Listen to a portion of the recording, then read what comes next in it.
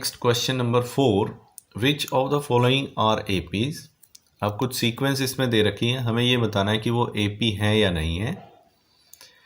If they form an AP, अगर AP बनती है then find the common difference D, तो हमें कॉमन डिफरेंस निकालना है D, and write 3 more terms, और उसकी आगे की 3 टर्म और निकालनी है। तो यहाँ पे देखिए इस तरीके से सीक्वेंस हमें मिलेगी। तो हमें करना क्या है कि पहले 2 का डिफरेंस निकालेंगे, फिर अगले 2 का डिफरेंस, फिर अगले 2 का डिफरेंस, ऐसे ये डिफरेंस निकालते चले जाएंगे।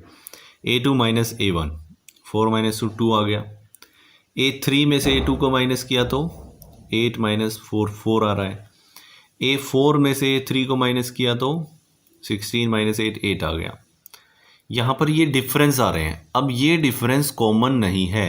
The difference between consecutive terms is not common. यहाँ पर ये डिफरेंस कॉमन नहीं है, और अगर ये डिफरेंस कॉमन नहीं है तो फिर ये एपी भी नहीं है। The given sequence is not an AP. सारे पार्ट्स में हमें ऐसे ही करना है कि जो भी टर्म दे रखी है उनका डिफरेंस निकालना है। इन दोनों का डिफरेंस, इन दोनों का डिफरेंस, इन दोनों का डिफरेंस। अगर वो डिफरेंस कॉमन है यानी कि सबका एक जैसा है तो एपी बनेगी, और सबका एक जैसा नहीं है तो एपी नहीं बनेगी। जैसे इसमें एपी नहीं बन रही है। चलिए नेक्स्ट पार्ट देखते हैं, सेकेंड पार्ट। अगेन इसमें देखो a2 माइनस a1, इसमें से इसको माइनस किया, 5/2 माइनस 2 इज इक्वल टू क्या आ गया 1/2। Then a3 minus a2, 3 minus 5/2, again यहाँ पर 6 minus 5 1/2। a4 minus a3, 7/2 minus 3, again it is 1/2। अब यहाँ पर डिफरेंस जो है वो कॉमन है, सब में एक जैसा डिफरेंस आ रहा है, तो कॉमन डिफरेंस हो गया 1/2। The difference between consecutive terms is common and therefore the given sequence is an AP. इसका मतलब जो सीक्वेंस है वो क्या है, एपी है। अच्छा, अगर ये एपी है तो कॉमन डिफरेंस तो 1/2 हो गया। अब बाकी की नेक्स्ट टर्म क्या होंगी, 7/2, उससे आगे हमें टर्म्स निकालने, 7/2 प्लस 1/2 8/2 यानी कि 4, देन 4 प्लस 1/2 यानी कि 9/2, 9/2 प्लस 1/2 ये हो गया 10/2 is equal to 5। So next 3 terms are 4, 9/2 and 5।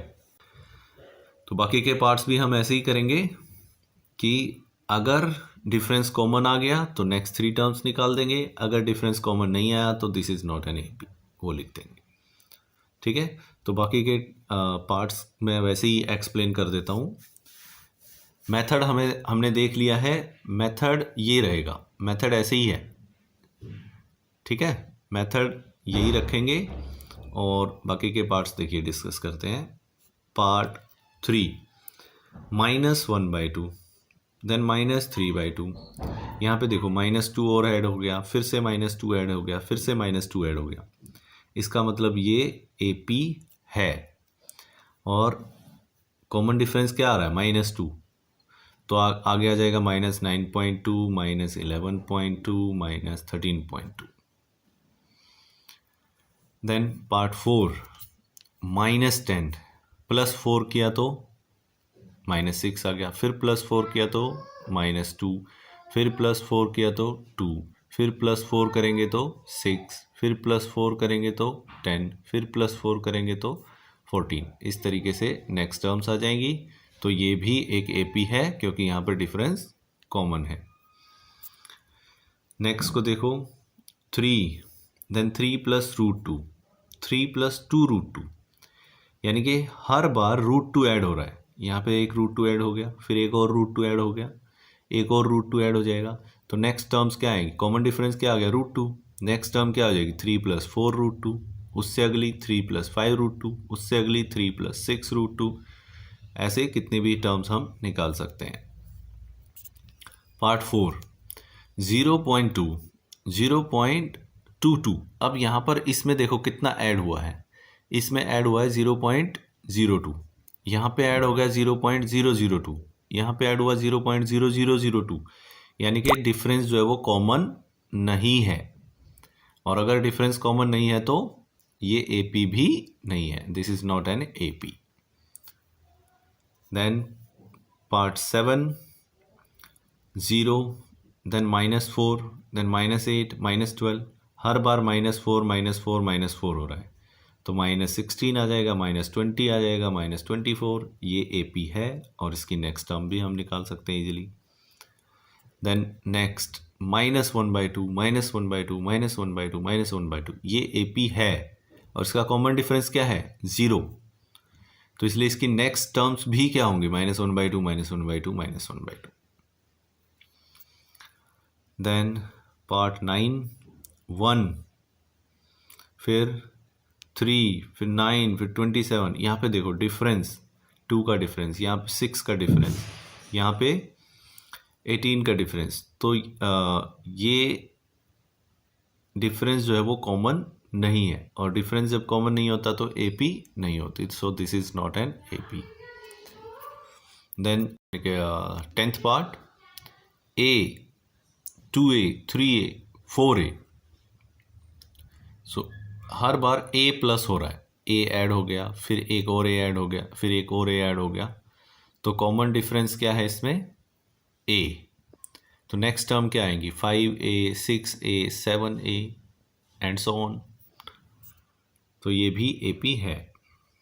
Next A square, A cube, A⁴। यहाँ पर देखो हर बार A मल्टीप्लाई हो रहा है, तो डिफरेंस कॉमन नहीं है।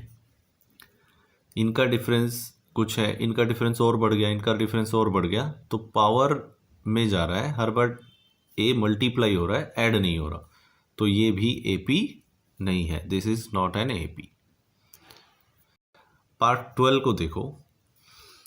पार्ट 12 क्या है? √2, देन √8, √18, √32। √2 को हम एज इट इज लिखते हैं। √8 को क्या लिख सकते हैं? √4 × 2।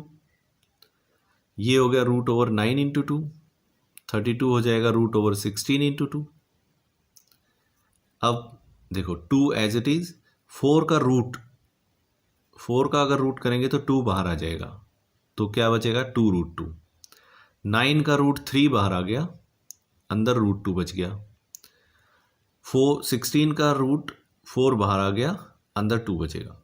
तो ये सीक्वेंस क्या बनी? √2, 2√2, 3√2, 4√2 एंड सो ऑन। इसका मतलब ये AP है, क्योंकि यहाँ पे डिफरेंस कॉमन है, so it is an AP। And next 3 terms क्या बनेंगी? 4√2 के बाद 5√2, 6√2, 7√2, 5√2, 6√2, 7√2, ये नेक्स्ट 3 टर्म्स हो गई। अब इस 5 को अगर हम अंदर लेके जाएंगे तो वो 25 बन जाएगा, रूट के अंदर लेके जाएंगे तो वो स्क्वायर हो जाएगा 25। सो 25 × 2 √50। इसको अगर अंदर लेके जाएंगे तो 36 बनेगा, 36 × 2 √72। इस 7 को रूट के अंदर लेके जाएंगे तो 49 बन जाएगा, 49 × 2 √98। तो ये इसकी नेक्स्ट 3 टर्म्स आ गई, √50, √72 एंड √98। Now part 13 √3, √6, √9, √12। यहाँ पर देखो √3, इसको हम √2 × √3 लिख सकते हैं, इसको √3 × √3 लिख सकते हैं, √4 × √3 लिख सकते हैं। यानी कि हर बार जो डिफरेंस है वो कॉमन नहीं आ रहा, यहाँ पे कुछ डिफरेंस आ रहा है, यहाँ पे कुछ डिफरेंस आ रहा है, यहाँ पे कुछ डिफरेंस आ रहा है, तो difference is not common, therefore this is not an AP, ये AP नहीं है। Next 15th part 1 square, 5 square, 7 square, then 73। 1 का square is 1, 5 square is 25, 7 square is 49, then 73। इनका डिफरेंस देखो 24, यहाँ पे भी डिफरेंस 24, यहाँ पे भी डिफरेंस 24, तो डिफरेंस जो है वो कॉमन है, और अगर डिफरेंस कॉमन होता है तो AP बनती है, तो ये AP है, this is an AP। And next 3 terms are, अब इसमें और 24 ऐड कर दो 97, फिर 24 ऐड करेंगे 121, फिर 24 ऐड करेंगे तो 145। तो इस तरीके से हम किसी भी सीक्वेंस को ये चेक कर सकते हैं कि वो AP है या नहीं है। अगर AP है तो उसके आगे की जितनी भी टर्म्स हैं वो हम निकाल सकते हैं। हमें दो चीज़ों का पता होना चाहिए कि फर्स्ट टर्म क्या है और कॉमन डिफरेंस क्या है। इस वीडियो में इतना ही। Thanks for watching.